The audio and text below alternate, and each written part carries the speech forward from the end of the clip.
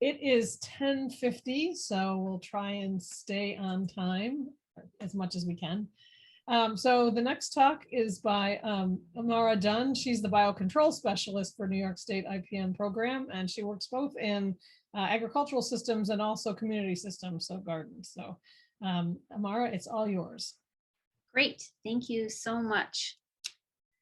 I do want to let you know that I have titled this talk Beneficial Bug Basics very deliberately because we can't cover all the details. So this will be some basics, some introduction, and also pointing you in the direction of some additional resources that are available.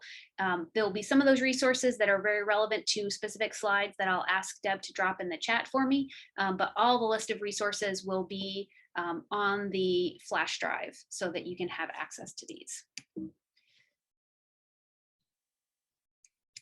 So basically I have two goals for the next 25 minutes. We're going to talk about knowing your friends who are the beneficial bugs and then keeping your friends happy.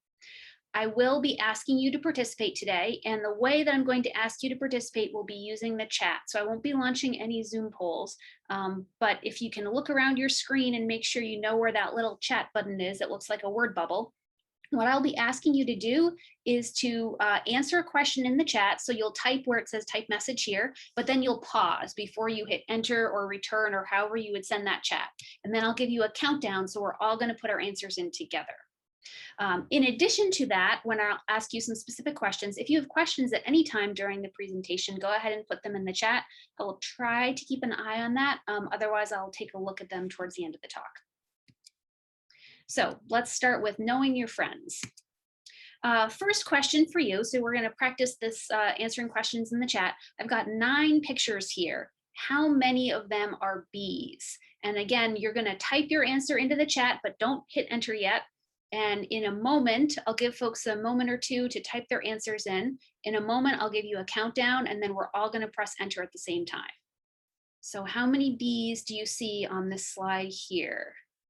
Go ahead and get your answers in, and we'll hit enter in 3, 2, 1, go. All right. I'm seeing a lot of 8s, some numbers all over the place. The correct answer here is 8. This might be the most familiar bee. Here's a honeybee right here, but everything else on this slide, except for this one, this is a wasp, all of these are also bees. So the point of this slide is to bring some awareness to the fact that there are a huge number of bees in our gardens, and they don't all look like honeybees or even bumblebees. So when we're thinking about protecting bees, we're thinking about a really diverse group of insects. Also wanted to make sure everyone knows that when we're talking about beneficial bugs, it's more than just bees and butterflies. So we think about, we want to protect pollinators, we want to protect monarchs, we want to protect other beautiful butterflies that you might see in our gardens, but it's a lot more than that also. And specifically, the focus of my talk today is not going to be so much on bees and butterflies, but it's going to be more on natural enemies or biocontrol agents. So I want to make sure we're all on the same page with a couple of terms. I'll be using the terms biocontrol or biological control interchangeably during this talk. This just means using something living to control pests, and lady beetles are a great example. So lady beetles eat aphids, that's biocontrol. The organism that's doing the biocontrol, so in this example, the lady beetle, is often called a natural enemy or a biocontrol agent. So if you hear me use the term natural enemy or biocontrol agent, those are specific types of beneficial bugs that are good for your garden. So bees and butterflies, those, we typically associate them with being beneficial, but natural enemies and biocontrol agents, they would be another group of beneficial bugs. The other thing I want to mention is that the word bug can mean a lot of different things, right? So it has an entomological definition that is very specific, and Marion gave you a little bit of information earlier today about some of the different insect groups. And then there's a colloquial meaning. So when we talk about bugs in general conversation, we might mean anything that's kind of creepy crawly, right? It might not even be an arthropod, it might not even have legs. We might talk about bugs and we might mean a snail. So just in case there's some entomologists out there, I want to be very clear. In this talk, I'll be mostly using bug in its colloquial term to mean something creepy crawly. Technically, insects, you probably know this already, have 6 legs. Spiders and mites would have 8 legs. Both of these groups are considered arthropods. So if I use the term arthropod in my talk, it's just because I'm lapsing into my science brain. But I'll try to stick with the word bug just because it sounds a little less technical. All right, so rather than me talk at you for a while, I thought we would play a game. And this is a game that I call Good Bug, Bad Bug. So I'm going to show you pictures of bugs in this colloquial use of the word, and we're going to do the same thing. I'm going to give you a moment to type your answer into the chat. Do you think it's good, bad, or neutral? And then we're going to do a countdown and you're going to put your answer in. So here is the first one. Good bug, bad bug, neutral bug. So I'll give folks a moment to type their answers in, and then we'll do a countdown and you can hit enter at the same time. Some folks just can't wait to answer. All right, 3, 2, 1. If you haven't put your answer in, go ahead and do it now. All right, yes, I'm seeing all good. Yes, everyone has consensus. This is definitely a good bug. So this is a lady beetle. But in case you didn't know, lady beetles don't all look like this. So this is a pretty classic lady beetle. It happens to be a 7-spotted lady beetle, but lady beetles might be pink and black instead of red and black and have a more elongated shape. So this is a pink spotted lady beetle. Some lady beetles have a checker spot pattern on their back. And then if you have struggled with lady beetles getting into your house or into other buildings and being a nuisance, it was probably a multicolored Asian lady beetle. And you can tell these apart because the pronotum on the multicolored Asian lady beetle, this part right here, has an M on it. So if you can see an M, it's a multicolored Asian lady beetle. Lady beetles are great because they eat a lot of soft-bodied pests like aphids and whiteflies and thrips and mites, and also eggs of other insects. They also feed on pollen and nectar, so having flowers in your garden will support this good bug. All right, next one, good bug, bad bug, neutral. I'll give folks a moment to type their answer in, and then I'll give you a countdown and we can all hit enter at the same time. All right, 3, 2, 1, go. I'm seeing more mixed responses for this one. So this is actually also a lady beetle. In Marion's talk, she mentioned that some insects, beetles, for example, go through these different stages where they'll be larvae and they'll be pupae and then they'll be adults. So this was a picture of a larval lady beetle. Here's another larval lady beetle. So they look different depending on the species, but at this stage, they are voracious predators of pests. They'll also go through a resting stage called the pupae, where they're just kind of hanging out. And again, they look different from either the larvae or the adult lady beetles. But it's good to be able to recognize these so that when you see them in your garden, you're not concerned and you don't try to control them. All right, next candidate, good bug, bad bug, neutral. I'll give you just a moment to type your answer in and we'll hit enter in 3, 2, 1, go.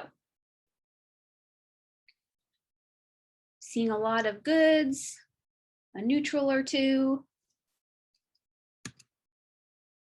Before I give you the answer, I want to show you another one. So here's another picture of a bug, good bug, bad bug, neutral. And I'll give folks a moment to type their answer in, and then you can hit enter in 3, 2, 1, go.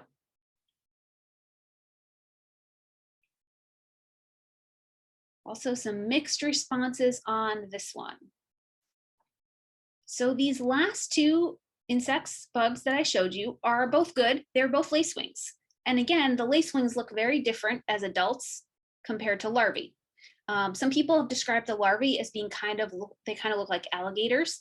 They have these really large mandibles or jaws, which is what makes them such great predators as larvae.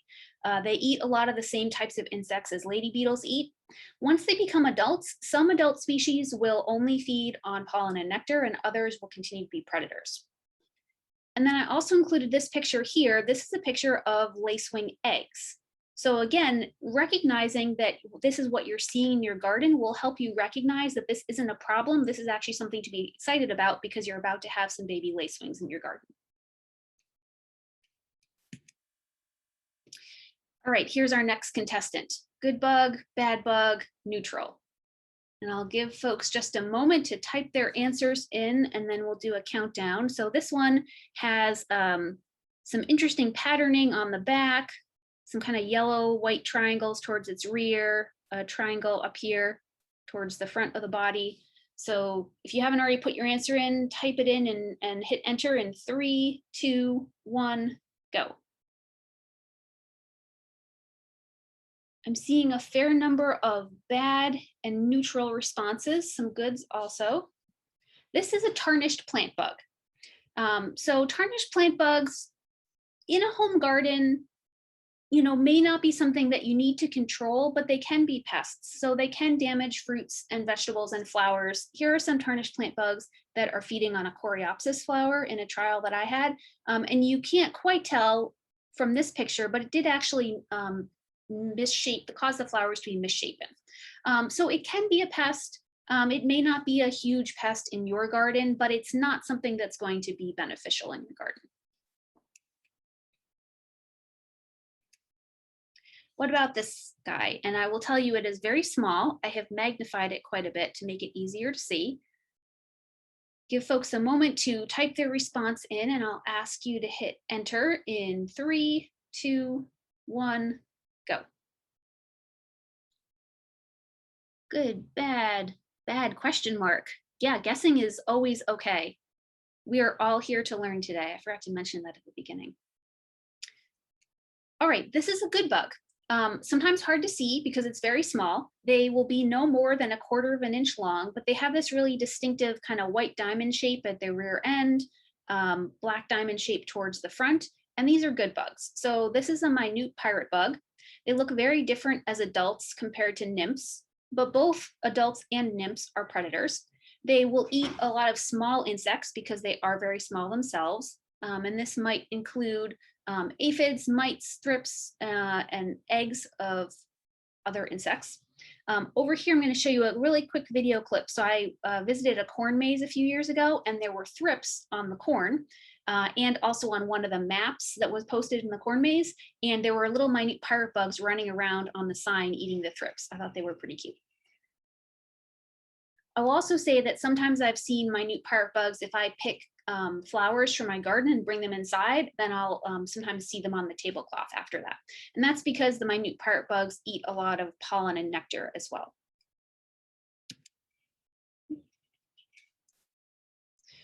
All right, our next candidate. Does this look like a good bug, a bad bug, or a neutral bug? I'll give you a moment to type your answer in, and then you can hit enter in 3, 2, 1, go.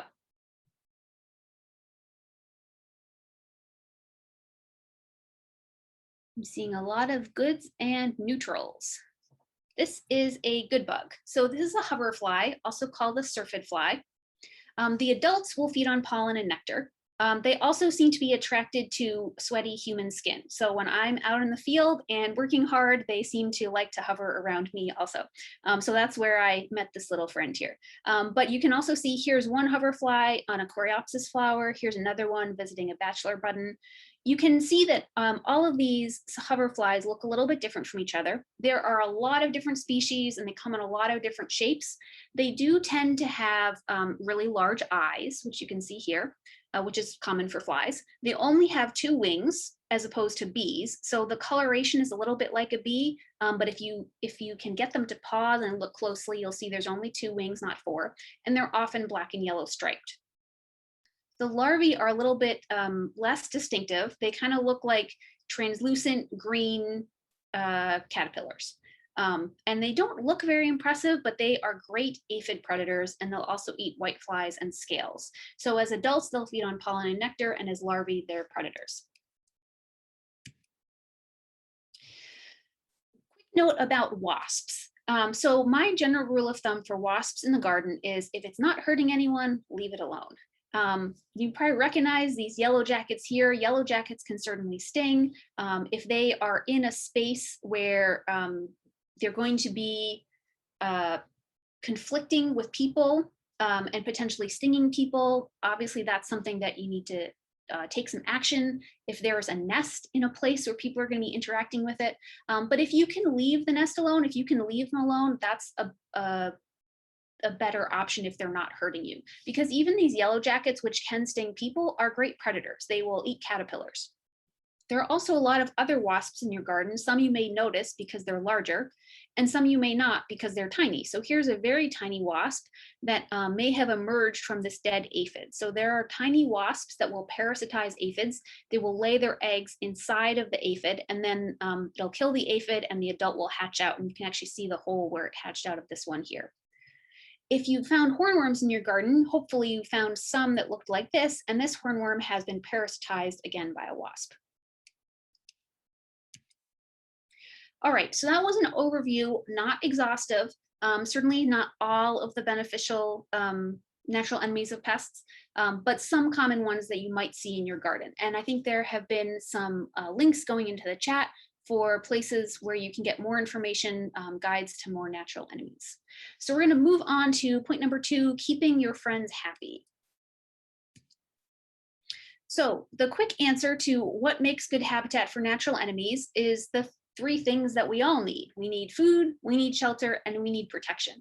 And specifically, we're thinking in this case mostly about protection from pesticides. And I think there has been a link going into the chat about how to create habitat for beneficial insects around your home. So when we think about food, the general idea here is the more flowers, the better. Your goal is to have something blooming all season long, and something that has a lot of pollen and nectar, because that feeds a lot of these natural enemies of pests. There was a study done in Michigan where they counted flowers, and generally they found when there were more flowers, there were more natural enemies. The other aspect to feeding natural enemies is to think about the shapes of flowers that you have in your garden and providing some diversity. So this picture of this bee shows that they have pretty long mouth parts, which means it's easier for them to reach into these deep tubular flowers. But flies and wasps usually have shorter tongues, shorter mouth parts, and so they're going to need a more open flower, like this syrphid fly visiting the coreopsis.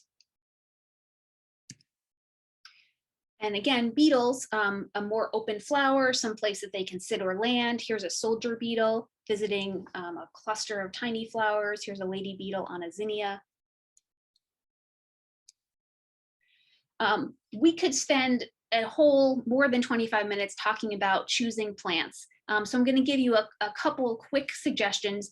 In general, members of the aster family and the carrot family, and I've included a couple alternate names here for those, as well as the mint family, those are often good bets for supporting natural enemies of pests. There's way more detail we could go into here, but I'm not going to cover it today. There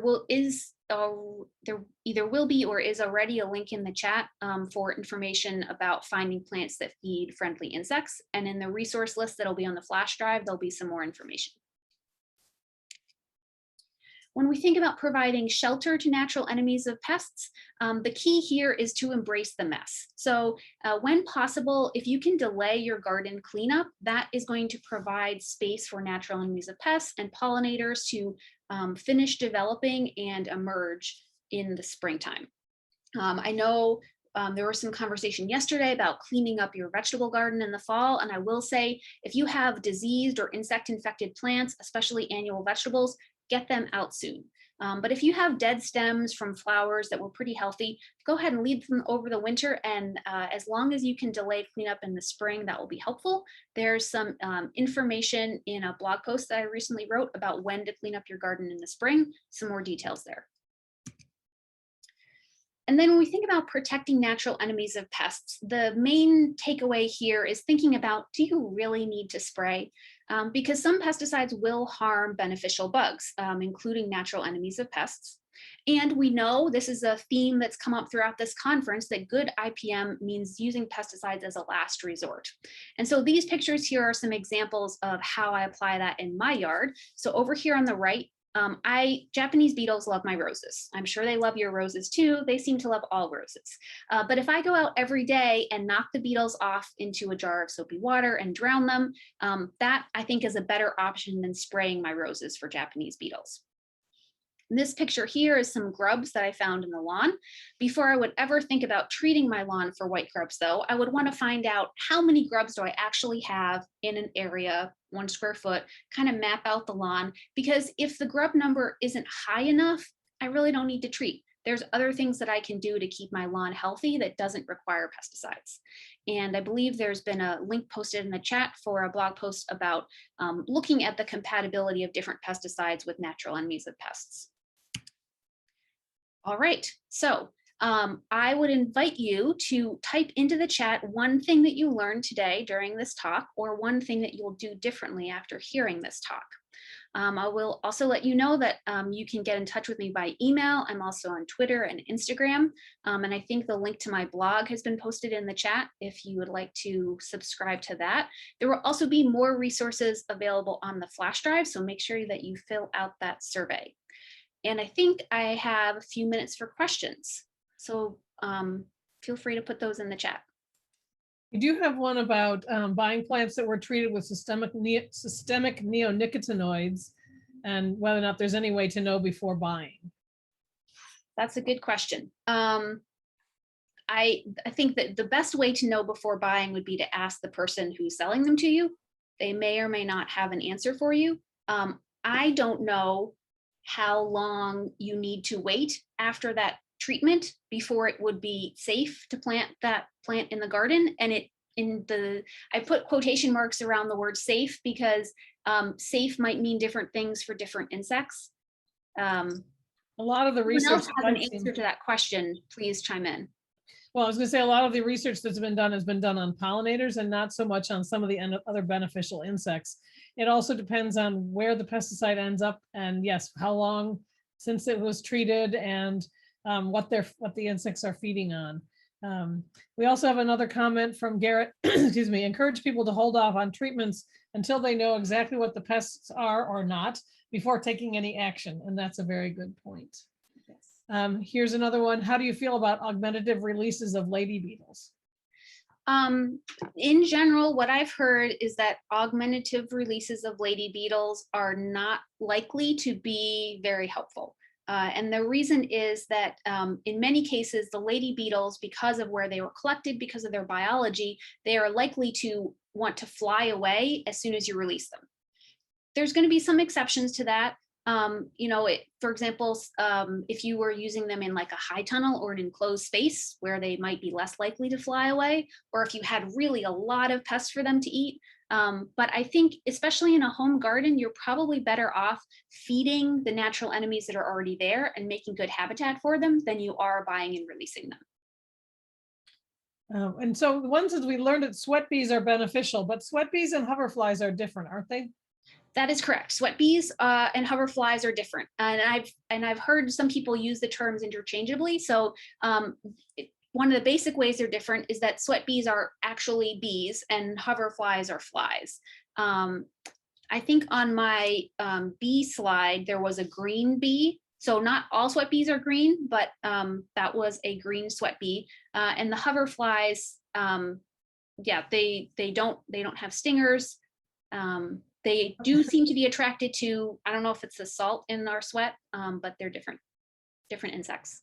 The answers of what people learned are great. Learn to value the minute pirate bugs. Yes, value them all. My pirate bugs, they have a special place in my heart, I have to say. Although they do bite. It doesn't hurt very much, but if you feel a little bit of a pinch, it might have been a minute pirate bug. It's okay though. Since I had to sit out in a cornfield on a stool watching them eat European corn borer eggs and newly hatched larvae, yes, I have a special place in my heart for them too.